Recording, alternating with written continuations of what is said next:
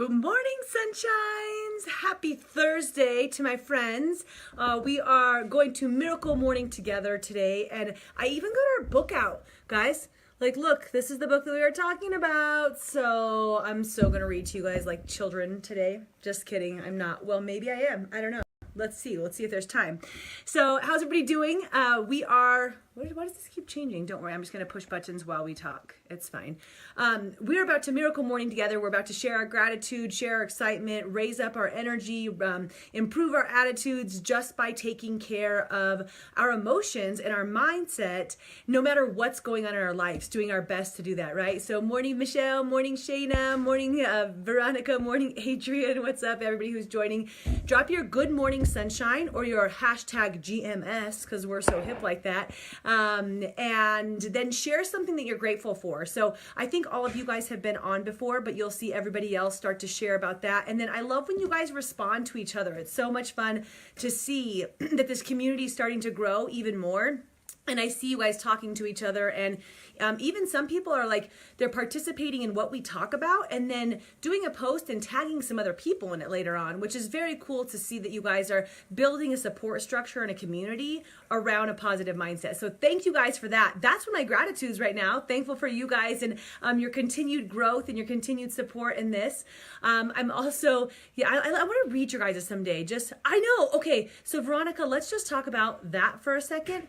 I freaking love how light it is in the mornings. Like, you wake up at 5:30 and I think that it must be like 7 and it's gorgeous outside already, right? So bright by 6 a.m. It's perfect for running. It's perfect for walking. It's perfect for being outside. And I was thinking about it yesterday. I honestly think this is my favorite time of the year. So I'm grateful for the season right now. And I love seasons. I love change. But there's like no mosquitoes yet. Like, they're just starting to come, right? It's a long, long day. It's going to be 80 degrees today. So I just love, I love our weather. I'm like a total sky watching dork. Like, I love seeing just how the weather changes and everything. So thankful for that. Thankful for the vitamin D that we get to absorb in our system. And Jeff, I was just thinking about this morning. I tried to share Audible and it won't let me. And I was like, I never wrote Jeff back to tell him that it won't let me do that. So the book we were talking about, Grit, before, was probably just something to grab, I think. So, and I don't know if you guys do Audible. It's a monthly fee and then you get credits every month. So basically it like pushes you to keep exploring your reading options, and the credit's good for a book, and that's even like a $25 book, but it's only $10 a month, I think is what it is. So I would look into that if you like listening to books like I do, because I'm in the car so much. Cool. Morning, Sue. Good morning, Michelle. How are you guys? You guys are sharing your gratefuls. You're sharing your good morning sunshines. And I just shared my grateful. It is SAVE. So today's our focus is on E. So we also want you guys to share your exercise. This is in Hal Elrod's Miracle Morning Savers. So what is the last exercise you did? And that way for vitamin D. Yes. So go through and just share. Was that yesterday? Like, I know Michelle went for a 3-mile walk yesterday because I passed her. Well, she passed me actually because she was driving way faster than I was walking when I was going on my whatever walk that I was doing yesterday evening, because I just couldn't be inside anymore. So that was my exercise. And I did cardio drumming yesterday, you guys. If you haven't tried cardio drumming and you guys have it, if you guys have it somewhere near you, I recommend going to do it. It is so much fun. Like, I don't even know that I'm working out. I think I'm dancing. I'll post a picture. I dance and act like an idiot the whole time. I can't drum on account of this. So I'm literally just like following the movements, and my legs and lower body get so sore and I am like dripping. So sometimes we're like, oh, that's probably too easy for me, or that's too hard for me. We make an assumption, which is what we're going to go into. Morning, Jacqueline. Is that right? No, Jacine. What a cool name. I don't know if I'm saying that right. Tell me if I'm saying that right, like pronounce it on there. But we make an assumption that class isn't going to be right for us. And then we never get to see if it's something that we would absolutely love, right? So this brings us right into our talk. I said, what makes an ass out of you and me? And did anybody know the answer? Does anybody? Because it's in our book. Can you guys guess? This is like not the like hardest quiz ever, because a lot of you probably heard it before. But we're going through our agreements, right? The 4 agreements, kind of slowly but surely. We're intermixing other things. And the only thing we've talked about so far is not taking things personally, which is, Jeff, you nailed it. He wins a prize. I don't know what you win, but you wrote down the answer first. we did not taking things personally and how that could affect us positively to stop doing that, and negatively if we are doing that, right? Morning, Kelly. And now we're going into the third agreement. I am going out of order, and we're talking about making assumptions and what that can do for us, and what it creates in our lives, you guys. Good morning, Sarah. How are you? It is like, it's crazy when you guys start to hear about this, and if you read the 4 agreements, because there's a lot of things that you could go through and a lot of different examples, what you'll start to see if you're anything like me is that we make assumptions all day long in all relationships. Like our brain, like it will take a situation. We only know what we know. We only think what we think, and we only say what we say. That's it. But we perceive the outside world. We perceive somebody else's actions. We perceive their words. We perceive their lack of words or their lack of actions. And then we build this story based on our beliefs, our judgments, our lifestyle, and we create this story in our mind. And we could have one little piece of evidence. Good morning, Brandy. Excited to work with you, girl. We could have one little piece of evidence, okay, as to something. And then all of a sudden, we create this entire different scenario in our brain about what's going on. And then what's even worse, you guys, is we create this story. All we did was maybe see something happen across a room, right? And we see what their actions were. We create the story in our mind of what we think happened. And then we go and we start talking about it. We start telling everybody, we start gossiping from person to person. Did you know that so-and-so, and there's so many different examples that I could think of at this point. But then we start to spread rumors based upon our beliefs and the story we create. And now there's just all of this fakeness everywhere, just because we didn't use word as a form of communication. Instead, we used complete assumptions, right? So when you look at this, what I want you to think about is one of the easiest spaces to look at this in our life is in relationships. And so often, and I am definitely guilty at this, we expect the people that we're in relationships to know what we want.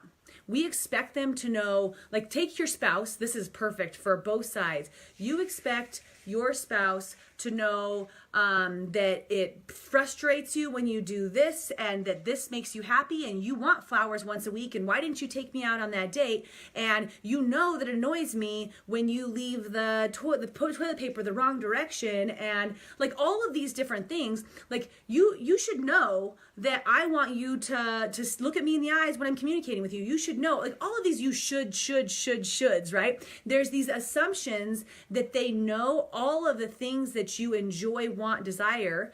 And instead of communicating about it, what you do, and I'm not saying you guys, this is totally me too. What we do is we sit back and we just wait for them to screw up, don't we?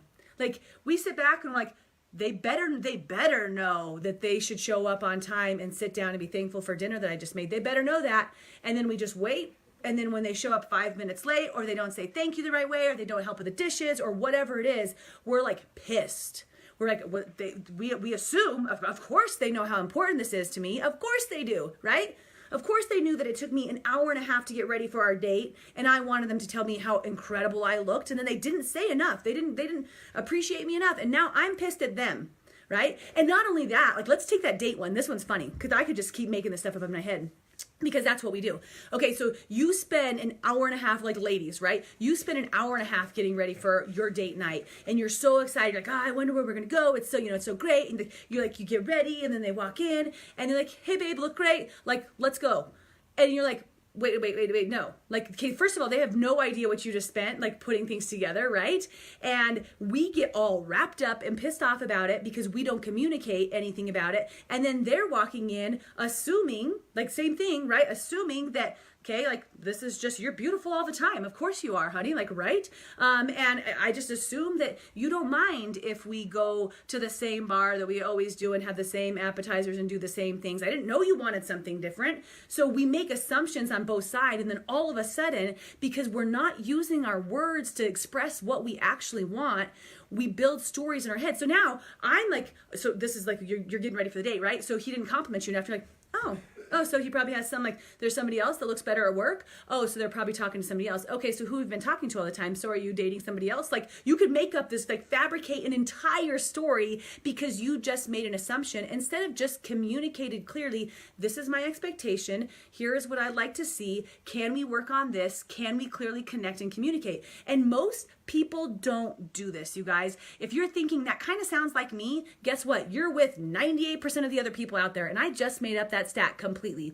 But if you look at the people in your life, most people aren't clearly communicating about things. They're just drawing out a story. And this happens a lot. So like that's a relationship example, right? It'll happen in your friendships. Like you assume, like, why don't they call me? Why am I always the one calling them? Why, like, don't they know that I want them to be the one to call me? And now I'm upset about it and I'm going to break up a relationship, a friendship that I've had for 10 years because they don't call often enough. Have you ever had that happen? I've seen that happen in a lot of spaces, right?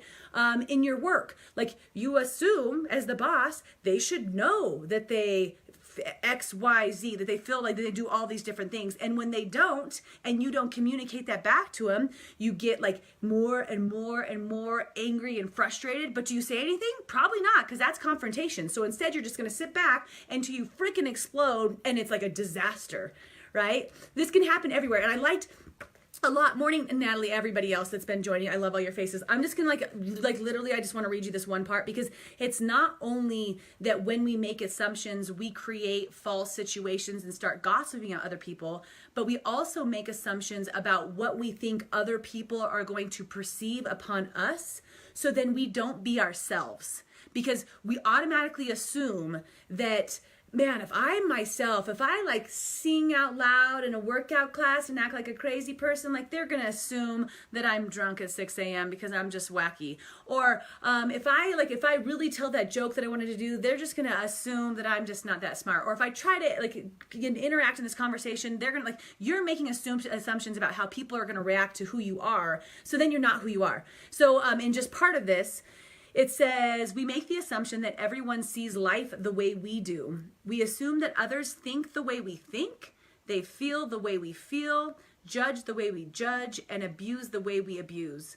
And when you think about that piece real quick, just to pause you guys, like some of you guys, like all of us, right? You judge other people because they're not the same as you. You judge them. They work out too much. They don't work out enough. They drink too much. They don't drink enough. They eat too much. They don't eat enough. They work too hard. They don't work hard enough. Because whatever you have going on, right? You're like, well, why aren't they like me? Why don't they want to work 16-hour days? Why don't they want to work out every day? Why don't they want to go on a hike? Why don't they want to, like, whatever it is, right? Or opposite end, like, why are they doing all that stuff? Like, just sit back and relax and enjoy. And instead of just accepting them for who they are and you accepting you who you are, it's like everybody has to be the same, right? So we assume that others are just like us. This is the biggest assumption that humans make. And this is why we have a fear of being ourselves around others.